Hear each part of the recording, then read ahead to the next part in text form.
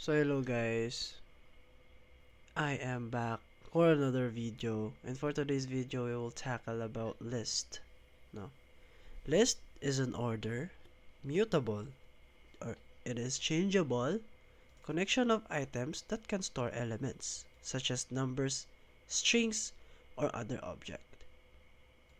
List ay isang klase ng parang lalagyan na kung saan collection siya ng collect ng items na nagbibigay ng function, no? Nagbibigay siya ng parang pinakalalagyan o cabinet natin when we are trying to save a certain items like integers, string, or any kind of things. And it is mutable. Means, pwede siya mapalitan what kind or whenever we want, no? So in this program, etong kinopy natin would be the example or basic program natin ng ating list. No, ipapaliwanag ko siya line per line para naman kahit papaano ay maiintindihan natin kung ano nga ba at paano gumagana si list. No. As you can see here, meron tayong empty list here na pangalan ay fruit. Now, para malagyan natin ang mga ang list to be exact, ay gumagamit tayo ng different kinds of functions. And isa na doon si append. Kuya, paano natin gagamitin si append? Tapos malalagyan lang ng siya ng laman. Diyan natin ginagamit ang casual use ng function. As you can see, no, kukunin natin yung variable name dot yung append function, close open parenthesis, at yung pangalan na apple. No? Append is used, no, para madugtungan, no, adds item at the end. Which means, papasok to, itong apple na to sa loob ng ating empty list na fruits. No? So, apple na siya. Next, append, banana. No? Banana and orange. No? I-run natin. So, we can simply see it. No? As you can see, here. Apple, banana, and orange. Kuya, bakit sunod-sunod?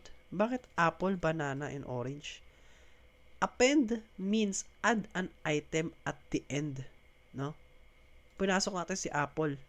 So, siya yung pinakauna at huli na laman ng ating list. Nag-append pa tayo ng banana. So, nag-next ngayon si banana. Sinundan ng banana si apple. Ganon din si orange. At magdi-display tayo. And here is the fascinating part here.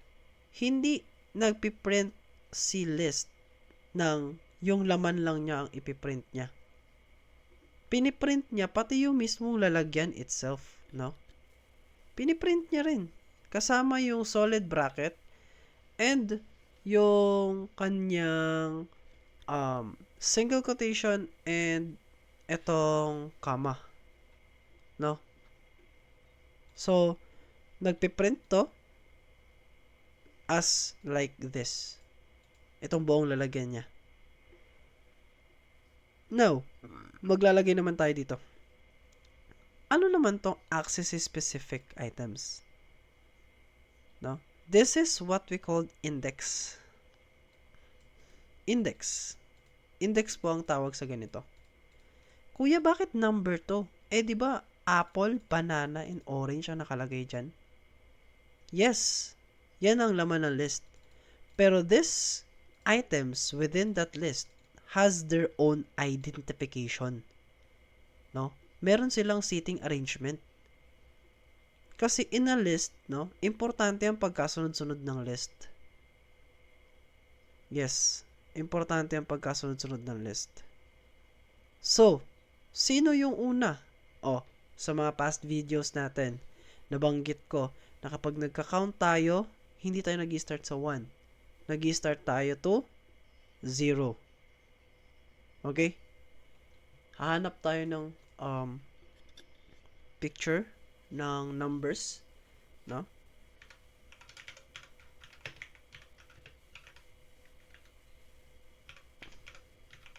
Na magbibigay sa inyo ng visualization kung paano gumagana itong 0 and 1. Kasi as you can see here, no? Kung 0 po ang umpisa, so ibig sabihin 0 is si Apple. Pero nung nilagay po natin si negative 1, bakit si orange po yung na-print? No? Kasi kasi ba negative siya? Number 1 po ito eh. So dapat si banana. No? Ipapaliwanag ko sa inyo guys kung bakit ganito. Okay? Tignan nyo tong maigi. As you can see here. Tignan nyo tong maigi. Here. Kung mapapansin nyo, itong part na ito, ayan si Apple. No? Itong 0 na to. Ayan si Apple. Ito si banana, ito si orange. Sir, hindi naman nagbi-make sense yung kuya, hindi naman nagbi-make sense yung pinapakita mo sa amin. Nagbi-make sense to. Okay? Kung mapapansin mo, ito si apple, ito si banana, ito si orange, ito si apple, ito si banana, ito si orange. Kung ganun ang flow, no? Kung ganun ang flow natin, bakit naging orange to? It is because pabaliktad naman ang takbo dito. If this is apple, no? And this is orange, ano to? Si apple. And look at the same here. No? Kung si apple to, sino nasa likod niya? Obviously, it is si orange. No? Kasi mag-i-start tayo lagi sa 0. So, sino yung nasa likod niya? Si orange. Kaya orange yung nag-print. Okay? Kaya si orange yung nag-print dyan. Kasi negative 1. Always remember guys, na kapag nag-negative kayo, no? Pag mag-start kayo ng negative, always kayo magsisimula sa pinakadulo ng list nyo. Pinakadulo ng list.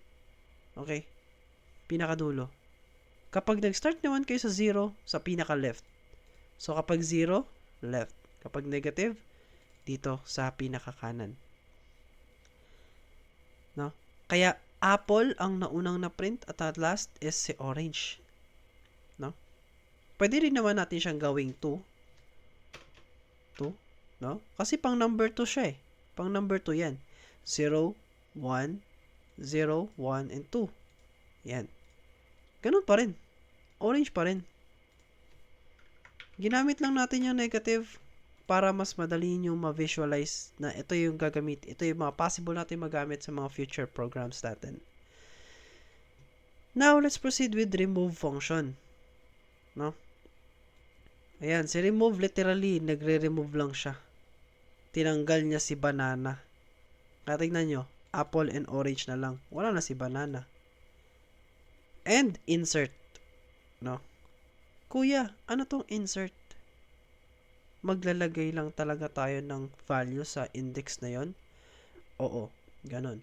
Kuya, number 1 na si orange eh. Kasi di ba sabi mo 0 and 1. Yes, tama ka. Pero, positions lang kasi to. No? Position na siya ni orange. And since nalagyan natin, no? Hindi tayo gumamit ng append, gumamit tayo ng insert.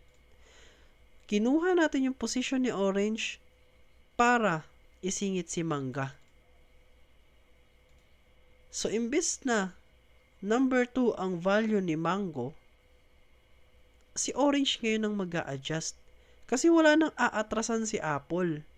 Si orange lang ang pwedeng mag-adjust, no? O, ulitin natin. Left to right ang basa.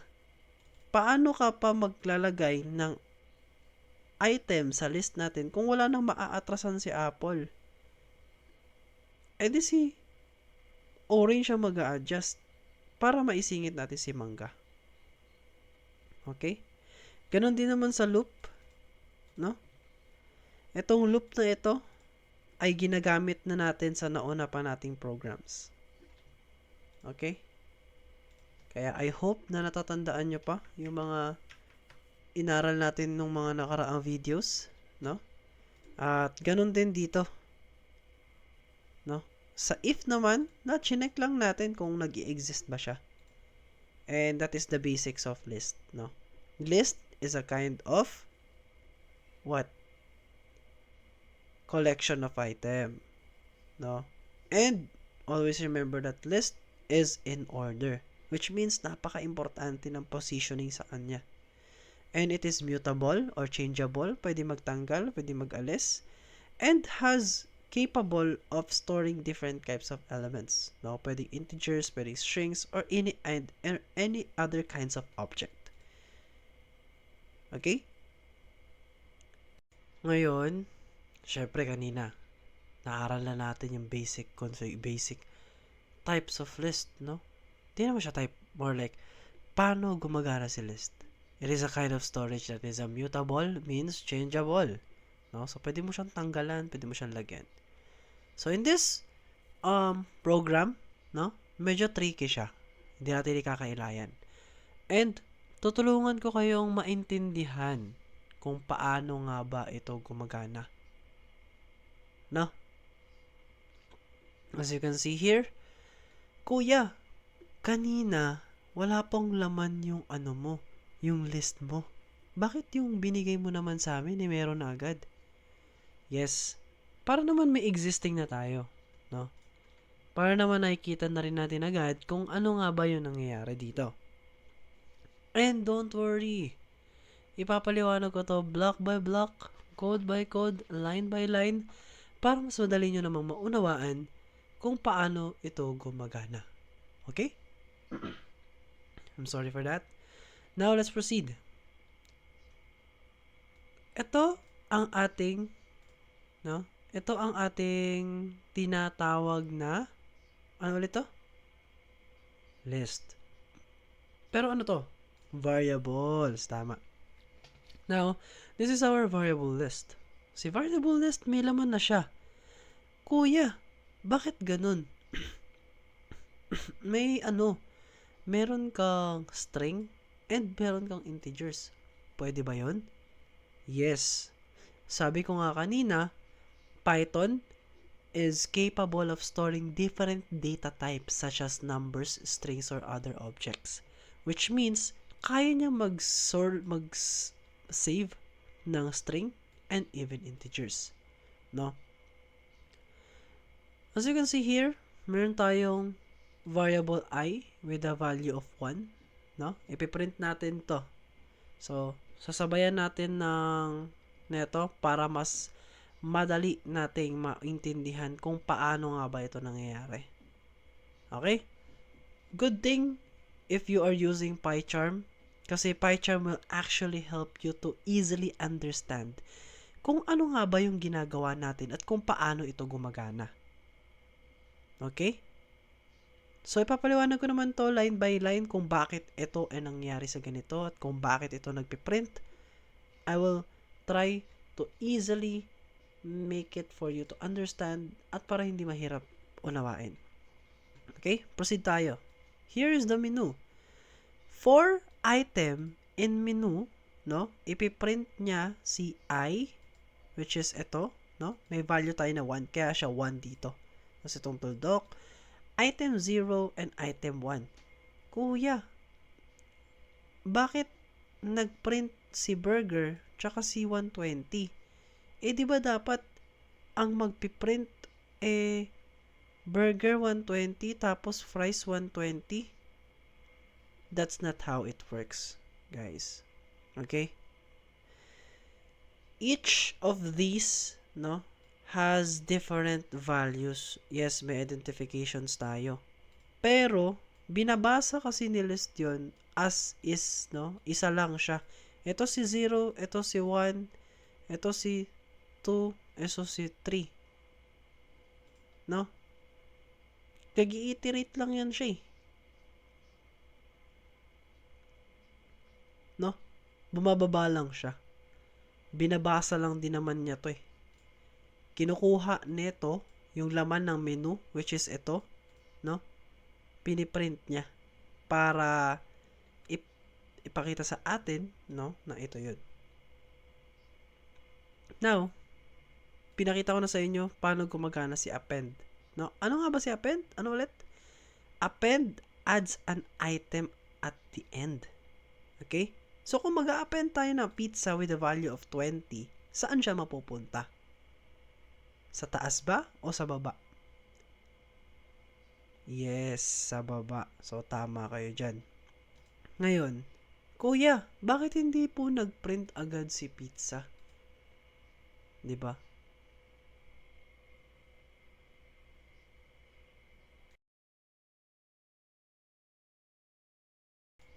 Bakit hindi agad nag-print si pizza, Kuya?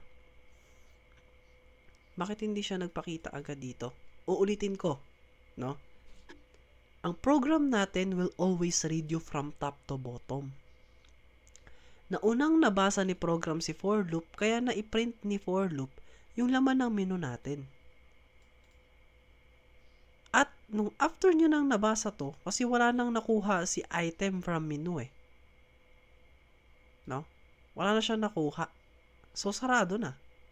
Lumabas na siya sa for loop. Ngayon, nabasa niya na to. Si append.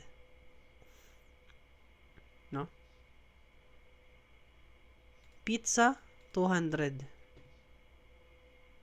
Lalabas ngayon dito si pizza 200 mamaya. And insert si object 1. So, imbis na si fries ang pangalawa, mapupunta siya sa pangatlo. Kasi may index 1 tayo eh. Siniksik natin si soup of the day sa baba ni burger. No?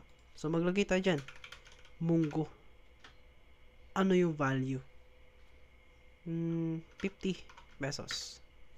And there you go. No? Andito na yung mga update. Ipapakita ko sa inyo kung paano siya. Kung ano yung nangyari. No? I will explain it to you na mas madaling paraan. Dito sa updated menu natin, no? Pinrint niya lang naman nando. Ito, parehas lang to. Parehas lang ito. Pero, this time, pinrint niya lang si list. Kaya kung mapapansin nyo, ganyan yung format niya. Di ba sa nauna nating program na chinek para mas madali natin maintindihan bakit si list? Sabi ko is piniprint niya, pati yung lalagyan itself. Kaya ganyan yan ang itsura niyan. Now, yan ang updated menu. Kuya, bakit ganyan? Ang daming laman. Diyan naglumabas na si soup of the day, si pizza, at si munggo. No? Sinabi ko, insert 1, index 1. Kaya nausog si fries sa baba. Kasi wala nang maaatrasan si burger. So, yung the rest ng mga index, yun yung mag-a-adjust. No? Now, remove item naman tayo. Remove or pop function. No? Yung remove function, literally nagre-remove siya. No? As in, tanggal na siya. Sarado siya. Hindi na natin ito makikita pa. Not unlike si pop. Pop, remove. No? Remove an item sa dulo, pero nag-hold pa rin siya ng value. Hindi niya technically tinatanggal. That's why as you can see here, no, si pop item, nakikita niya pa rin. Kuya, tinanggal na yan, di ba?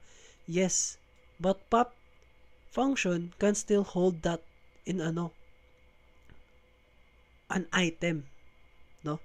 Kaya nga meron tayong variable na pop item is equal to menu dot pop.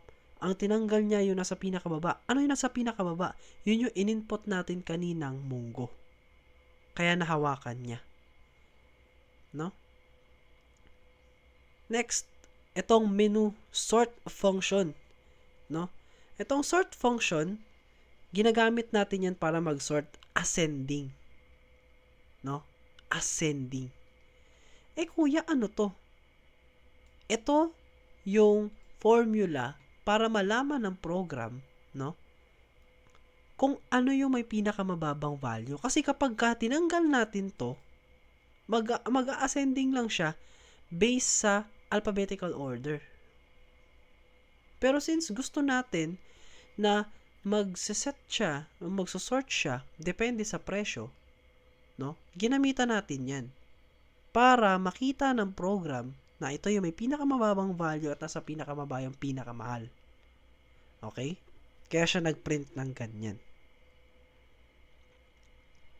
Kuya, parehas lang sila ng for loop. Bakit hindi nag-print na parehas lang neto?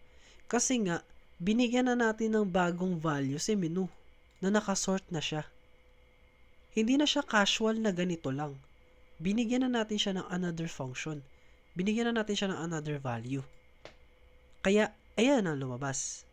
No? Ganon din naman sa reverse. Diba? Ganon din naman sa reverse.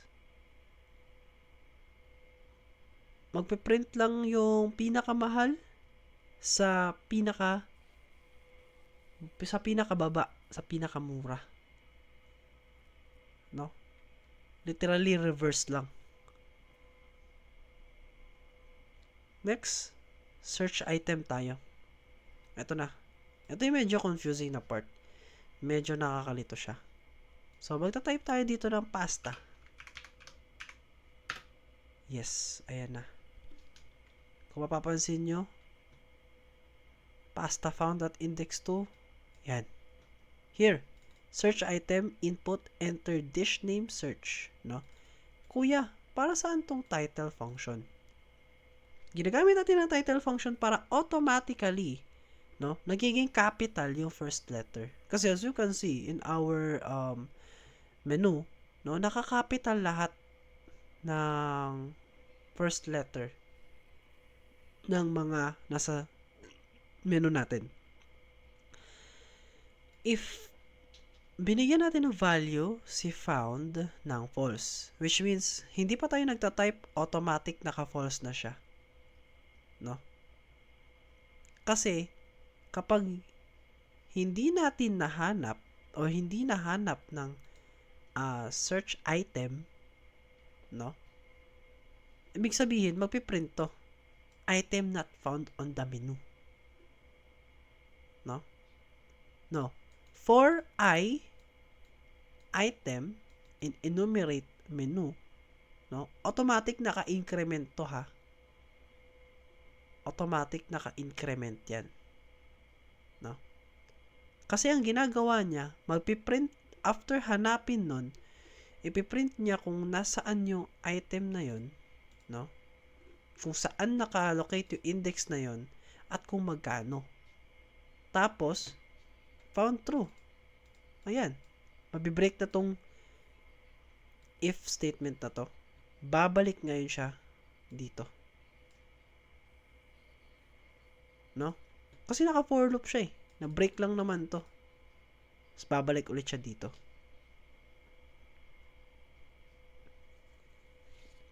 Now, proceed tayo. Type tayo ulit. Cake. Slice. Ayan. Nadagdagan yung order natin. No? Ganun lang.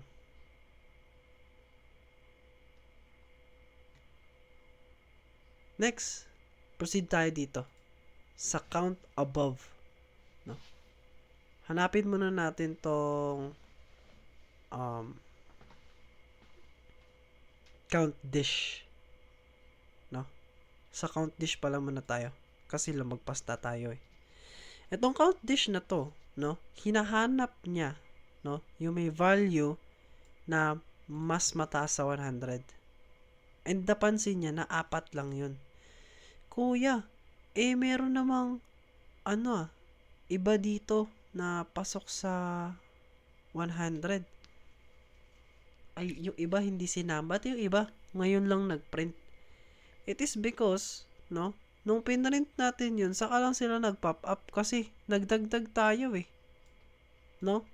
Meron, kuya, hindi naman sila parehas ng ng variable name. Yes, hindi sila parehas ng variable name. Pero kung mapapansin nyo, gumamit tayo ng extend function. Extend function, yun yung magdudugtong, no? Magdudugtong siya ng item from different list to that specific list. In this case, si menu daw ay dudugtungan ng dessert, no? So, ang dulo natin ay soup of the day na na-extend ng ice cream sliced and cake sliced. No? Ay, si iced tea pala na sa pinakadulo natin. And, ayan na. Nag-print na siya. Ayan na. Now, dito na tayo sa orders. Kuya, another list na naman to. Oo. Kasi diyan natin ilalagay yung mga dish na gustong kunin ng customer na bibili natin. No? While true, order lang tayo ng order. Again, itong title na to ay ginagamit natin para mag-capital yung first letter. Kasi mapapansin nyo nga, di ba? Nakaka-capitalize lahat yan. No? If order lower is equal to done, no? Matatapos na yung program. Matatapos na itong pagtitake natin ng order. Pero hindi muna tayo tatawid dyan. Dito muna tayo. For item and menu, no? Kukunin ng program, no? Yung pangalan ng in-order natin, tapos itong for loop na to, ini-scan niya yung menu, no? Kung meron bang parehas sa order mo at saka sa item na nakuha niya. In-scan ni item. Si item yung variable na lalagyan para kay menu, no? Item, in-scan niya si steak. Wala. In-scan niya si pizza. Wala. In-scan niya si pasta. Wala. In-scan niya si burger. Wala. Hanggang sa cake slice. Tumama yung value ni cake slice sa item. No? Tapos, yun na. Kukunin niya yan. I-append ngayon ni gagamitin ngayon yung append function para ilagay, no, yung nakuhang item number, which is itong cake slice, kay orders, no? Yun yung pansamantalang lalagyan ng orders natin. And, ayan. Magbe-break tong loop na to. At babalik siya, since while is true. No? Now, pipindutin natin yung done. Mabe-break na yung loop. Kuya, naka-break din naman to ah. Bakit hindi natapos yung program? Bakit nagtanong pa siya ulit? Ang binrake lang naman nito na loop, itong nasa inner loop. Kasi naka-indent siya. Itong break na to, naka-indent siya para dito sa loop na to. Ito. Naka-indent siya para dyan. Hindi siya naka-indent para dito. Etong break na to, naka-indent to para sa loop na to. Kaya hindi siya nag-break. Kaya siya umulit lang. Kaya nung pinindot natin yung done, nag-break na yung loop natin. No? Next, order item sa order items, no? Pinrint niya lang yung laman na binili natin. No? Kasi nga, di ba, tumugma yung cake sliced. Ayan, cake sliced lang in order natin. Tapos sinamarize lang siya. Ipinakita yung total, no? Ayan. Menu copy is equivalent to copy function. Ano naman yung purpose ng copy function, boss? Kinakopy niya lang yung laman ng list. Literally copy itself. No? Nilipat lang natin yung laman ng menu kay menu copy. No? Tapos, ano naman to si clear function, sir? Ay, kuya, anong ginagawa niyan? Kini-clear niya lang yung laman ng list. Kuya, bakit meron ka pa rin na i-print? Paano nagawa mo pa rin i-print to? Kasi, nilipat natin sa menu copy. Ito na yung bagong lalagyan. Tapos, kinlear natin yung menu. So, technically, ito, no? Itong menu, ayan, menu na yan, wala na yung laman. Ang napunta lahat ng laman yan, napunta kay menu copy. No? Kaya after copying, clearing, no? Menu copy, kaya pinrint niya to. Ayan. Kuya, bakit hindi pa baba? Kasi, pinasok natin siya sa ganyan. Kung tinawag lang natin yung list, automatic pababa yan. Pero since ganyan natin siya tinawag, pagilid siya. Now, yung original menu, wala nang laman. Kasi kinlear na natin eh. No? And that is it. Now, guys. I hope may natutunan kayo sa video na to. Kindly comment down sa baba kung ano yung part na hindi nyo naunawaan.